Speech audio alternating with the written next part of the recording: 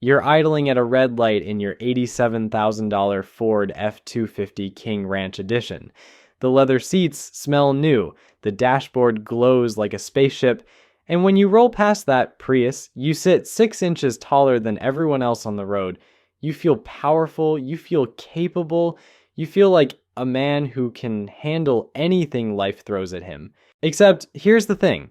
You work in IT. Your job involves zero construction, zero farming, and zero towing.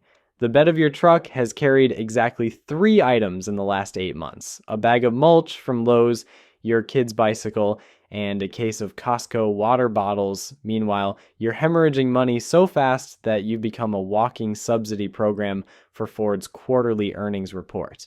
My name is Nick, and today we're going to calculate the actual cost of the Pavement Princess epidemic. Not what the dealer tells you. Not what your buddies at the bar justify. We're going to run the numbers on what it actually costs to cosplay as a blue-collar worker while commuting to a climate-controlled office where the heaviest thing you lift is a laptop. Because somewhere between 2015 and now, American men collectively decided that masculinity could be purchased through monthly payments on a vehicle designed for commercial construction work. And the math behind this decision is so catastrophically bad that it makes buying lottery tickets look like a sound investment strategy. Let's start with the purchase price, because that's where your brain stops working. The average new pickup truck in America now costs $62,000. That's not the fancy trim package, that's the average. If you want the one that makes you feel like a ranch owner, the King Ranch or the Laramie Longhorn or whatever branding consultants decided sounds tough, you're looking at $75,000 to $95,000. For context, that's more than most people's annual salary.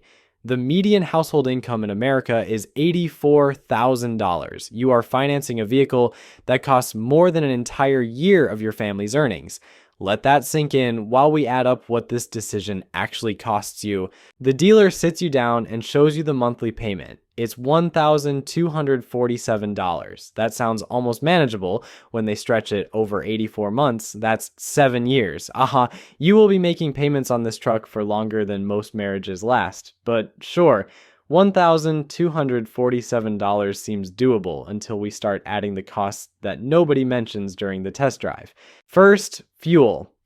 Your F25 gets roughly 15 miles per gallon in mixed driving if you're lucky.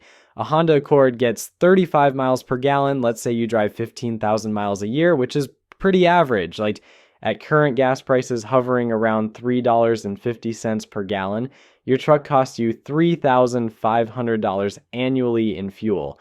The sedan would cost $1,500. That's a $2,000 per year difference, or $167 per month, just because you wanted to sit higher than everyone else. Then there's insurance. Now, you'll hear people say, trucks are cheaper to insure, and for liability, they are. But remember, you aren't insuring a work truck, you're insuring a $90,000 luxury asset. If you total a Camry, the bank loses $30,000. If you total your Platinum F-250, they lose $90,000. That massive replacement cost spikes your collision and comprehensive premiums. Realistically, that's an extra $60 to $80 a month compared to the sedan. Now tires. Those massive all-terrain tires that you absolutely needed even though you exclusively drive on asphalt, replacing a full set runs between $1,500 and $2,000. You'll need to do that every 40,000 to 50,000 miles. On a sedan, tire replacement costs maybe $600. That's another $50 to $75 per month if we amortize it properly. Maintenance, bigger vehicle, bigger everything. Oil changes cost more because the engine holds more oil. Brake jobs cost more because the rotors are massive. Everything is scaled up. Add another $100 per month compared to a normal car. We haven't even talked about registration and property taxes yet. Many states tax vehicles based on value. On a $90,000 truck, your annual registration could easily hit $800 to $1,200 depending where you live. Let's call that another $80 per month So let's add this up. Your truck payment is $1,247. Add $167 for extra gas. Add $60 for insurance premium. Add $75 for tire depreciation. Add $100 for maintenance delta. Add $80 for registration. Your total monthly cost of truck ownership is now $1,729. But wait, we're not done. Because you didn't pay cash for this monument to American excess. You financed it at 7.2% interest because rates aren't what they used to be, and your credit is good, but not great. Over 84 months, you're not just paying $90,000, you're paying $104,748. That's $14,748 in pure interest. Money you gave to a bank for the privilege of borrowing money to buy a depreciating asset. Let's compare this to the alternative universe where you bought a 3-year-old Toyota Camry for $28,000. Your payment would be around $450 per month. Your insurance would be $180 per month. Your gas would be $125 per month. Your maintenance would be minimal. Your total monthly transportation cost would be roughly $850. The difference between driving the truck and driving the sedan is $879 per month. That's $10,548 per year. Over the 7 years you'll be paying off that truck, choosing the truck over the sedan will cost you $73,836. $83,000. That's not an exaggeration. That's not fuzzy math. That's the actual opportunity cost of needing to feel like you could theoretically tow a boat you don't own to a lake you never visit. But here's what makes this truly insane. You're not just spending $73,836 extra. You're losing the investment returns on that money.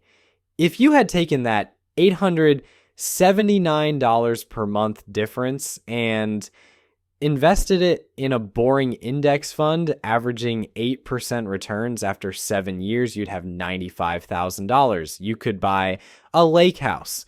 You could buy the boat. You could actually become the person you're pretending to be when you drive that truck. Instead, you're sitting in traffic burning premium fuel while making payments on a vehicle that loses $15,000 in value the moment you drive it off the lot. And none of this accounts for the psychological weight.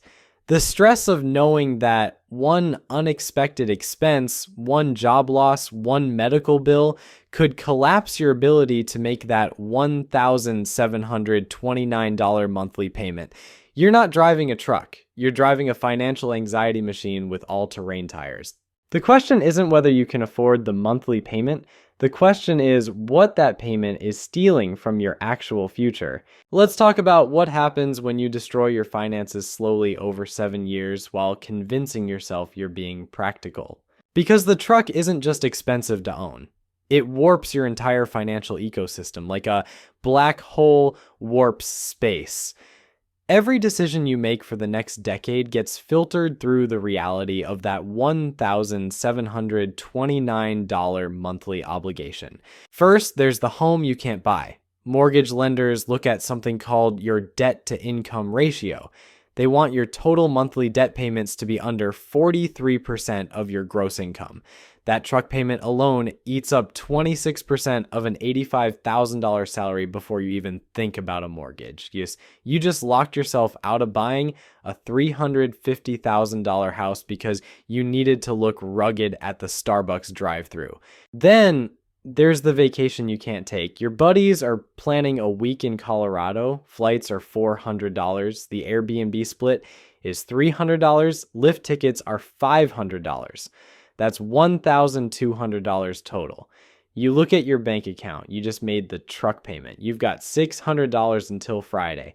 You tell them you're too busy with work. They go without you. You stay home and wash the truck in your driveway, convincing yourself that detailing the paint is basically a hobby. There's the emergency fund that never materializes. Financial advisors say you need 6 months of expenses saved. For you, that's roughly $18,000, but after the truck payment, insurance, rent, student loans, and groceries, you've got maybe $200 left each month. At that rate, it'll take you 7.5 years to build that emergency fund, which means for 7.5 years, you're one transmission failure away from a credit card spiral. And speaking of credit cards, let's talk about the debt you accumulate because of the truck. You can't afford new work clothes, so you put $400 on the Visa. Your buddy's wedding is out of state, so you put the hotel on the card. Christmas comes and you've got nothing saved for gifts, so you put $800 on the card. Within 2 years, you're carrying a $6,000 balance at 23% interest. You're paying $115 per month in interest alone, which is pure financial evaporation. You're paying a bank for the privilege of having bought things in the past. Now let's talk about the relationship strain.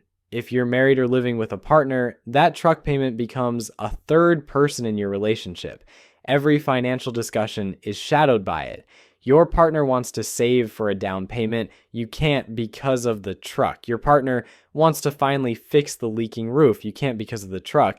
Your partner suggests maybe getting rid of the truck. You get defensive because you've tied your identity to it. Resentment builds. The truck isn't just costing you money, it's costing you peace. Here's something nobody tells you about expensive vehicles. They make you risk averse in your career. You can't quit the job you hate because you need the steady paycheck for the truck.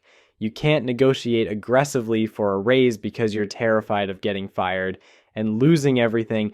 You can't take the entrepreneurial risk or the career pivot because the truck has you handcuffed to stability. That $90,000 status symbol just turned you into a wage slave. And the really twisted part, the truck doesn't even make you happy after month 3. There's a psychological phenomenon called hedonic adaptation. You get used to anything. That first week, climbing into the cab feels amazing. You feel successful, you feel powerful, but by week 12, it's just your car. The thrill is gone. You don't even notice the leather seats anymore. But the payment? That's forever. The insurance bill, that arrives like clockwork. You've traded permanent financial stress for temporary emotional satisfaction. Let's run a thought experiment. Imagine 2 versions of you in parallel universes. Universe A, you bought the $90,000 truck. You're making payments, stressing about money, and stuck in your current job. Universe B, you bought the $28,000 sedan and invested the $879 monthly difference. After 7 years, Universe A, you owns a truck worth maybe $45,000 and has 0 savings. Universe B, you owns a car worth $12,000 but has $95,000 in investments. Which version of you is actually winning? Here's where I lose some of you. Because you're thinking, but I actually use my truck. I haul stuff, I go off-roading, I tow my camper. Yeah, and if that's genuinely true, if you're using that truck's capabilities weekly, then fine. You're buying a tool. But be honest with yourself. Most truck owners use the bed maybe 6 times a year. You could rent a U-Haul for $29.99 each time and save $80,000 over 7 years. You know, you're not buying utility, you're buying a costume. The auto industry has spent billions of dollars convincing American men that truck ownership is somehow connected to masculinity, to competence, to being a real man. They've created an entire mythology around it. The commercials show trucks conquering mountains, towing boats covered in mud. They don't show the reality, which is a guy in business, casual, sitting alone in traffic, listening to a podcast about productivity while making a payment that's destroying his net worth. And the dealerships are in on it. They don't care if you can afford it. They care if you can fog a mirror and qualify for financing. They've got you sitting in that showroom and they're running numbers. Okay, so at 84 months, we can get you to $1,247 per month. Does that work? And you think, well, I make $7,000 a month, so yeah, I guess. You're not thinking about the insurance, the gas, the tires, the registration, or the fact that you just locked up 18% of your gross income for 7 years. This is the part where I'm supposed to tell you there's a hack, a loophole, a way to have the truck and financial security, but there isn't. The math doesn't lie. That truck is a luxury item masquerading as a necessity, and it's going to cost you somewhere between $80,000 and $120,000 more than a sensible alternative over its payment period. The only way to win this game is to stop playing it. And I mean that literally, not as some motivational poster nonsense, like you need to opt out of the entire truck as identity industrial complex. Here's what that actually looks like. You walk into a dealership, not for a truck, but for the most boring, reliable sedan you can find. A Honda Accord, a Toyota Camry, maybe a Mazda 3 if you want to feel slightly less dead inside. You buy it used, 3 years old, cash if possible. If not cash, you finance it for 36 months maximum, not 84. Your payment is $350 instead of $1,100. That's $750 a month you just gave back to yourself. What do you do with that $750? You could invest it and have $95,000 in 7 years like we calculated. But let's be honest about human psychology. You're not going to invest every dollar. You're going to spend some of it because you're a human being who needs dopamine. So spend it on things that actually improve your life. Take the vacation you've been putting off. Buy the nice dinner. Upgrade your mattress because you spend a third of your life on it. The difference is these purchases don't come with a 7-year anchor attached to your ankle. And when your buddy pulls up in his new Tundra and makes a comment about your cute little car, you smile. Because you know something he doesn't. You know that his monthly payment is more than your rent used to be in college. You know that he's one transmission failure away from financial collapse. You know that in 5 years you'll have options and he'll have a depreciating asset and a payment book. This is the secret that dealerships don't want you to figure out. Cars are not investments. They're not even really assets. They're tools, and you don't buy a $90,000 hammer to hang a picture frame. You buy the tool that matches the job. The truck lobby has successfully convinced an entire generation of American men that sedan drivers are somehow less capable, less prepared, less masculine. It's brilliant marketing. It's also complete fiction. Your grandfather probably drove a station wagon and built his own house. The vehicle you drive has nothing to do with your competence. It has everything to do with your financial literacy. Let's talk about the but it holds its value argument, because I want to murder this myth specifically. Yes, trucks depreciate slower than sedans. A truck might lose 40% of its value in 5 years while a sedan loses 55%. Sounds great, right? But you're starting from $90,000 versus $28,000. That truck lost $36,000 in value. The sedan lost $15,400. You still lost more money on the truck. Percentage depreciation is a meaningless stat when the absolute dollar loss is double. And the "I might need it" justification. You might need a lot of things. You might need a motorcycle for lane splitting in traffic. You might need a minivan if you have 4 kids. You might need a sports car if you suddenly take up track racing. We don't buy vehicles based on hypothetical future scenarios that have a 2% chance of happening. We buy them based on what we actually do 95% of the time. And 95% of the time, you're commuting alone on paved roads. The real question you need to ask yourself is this: am I buying this truck because I need it, or am I buying it because I want to feel a certain way? And if the answer is the second one, that's fine. Just be honest about it. Say, I'm spending $40,000 extra over 7 years to feel like the kind of person who owns a truck. Own it. But don't lie to yourself and call it a practical decision. There's a term in economics called Veblen goods. These are products where demand increases as price increases because ownership signals wealth and status, luxury watches, designer handbags, and yes, absurdly expensive pickup trucks that never leave the pavement. You're not buying transportation. You're buying a billboard that says, I can afford this payment, even though you actually can't. Here's my actual advice. If you already own the truck and you're drowning, sell it. I don't care if you're upside down on the loan. I don't care if it feels like admitting defeat. You're not captaining a sinking ship to preserve your pride. You're going to take the financial hit now, buy something reasonable, and stop the bleeding. Yes, you'll lose money on the sale, but you'll lose less money than if you keep making payments for another 5 years. If you don't own the truck yet, but you're thinking about it, I'm going to save you $80,000 and 7 years of stress. Don't. Just don't. Go test drive the boring sedan, sit in it, it's comfortable, it's quiet, it gets you to work, and when you're sitting in traffic, you won't be doing mental math about whether you can afford your own vehicle. The auto industry has built an empire on convincing you that you're not enough unless you're driving their overpriced machinery.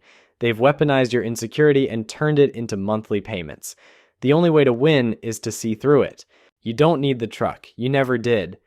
What you need is margin in your budget, options in your career, and the ability to sleep at night without checking your bank account. The boring sedan gives you that. The $90,000 truck takes it away. So the next time you're at that dealership and the salesperson is walking you through the features of the leather-wrapped steering wheel and the heated seats and the 17 cup holders, remember this: they're not selling you a vehicle, they're selling you a financial prison with really nice upholstery. And when your buddy shows up to the barbecue in his brand new F350 and asks what you're driving these days, you can tell him the truth. You're driving a paid-off Camry that costs you $200 a month in gas and insurance.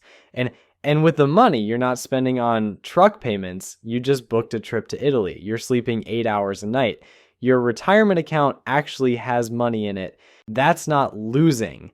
That's winning so hard that most people can't even recognize it anymore, because we've been trained to measure success by the size of our monthly payments instead of the size of our freedom. The math is clear. The truck is a trap.